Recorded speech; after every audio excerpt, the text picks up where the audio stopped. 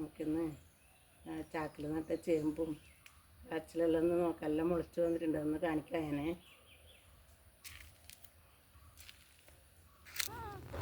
വേണ്ട നമ്മുടെ കാച്ചിലിതാ മുളച്ചിങ് എത്തിയതാ.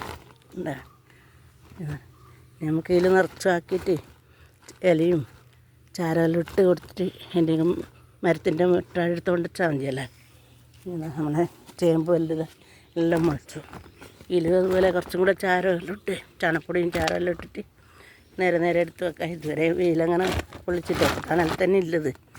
ഇതെല്ലാം ഒന്ന് നേരെ ആക്കിയിട്ട് കാണിച്ചു തരാം. നമ്മളെ സുന്ദരി ചീരയെല്ലാം നല്ല അങ്ങനെ ആയിതാണ്. ഇനി എന്തെങ്കിലും ഇട്ട് കൊടുത്തിട്ട്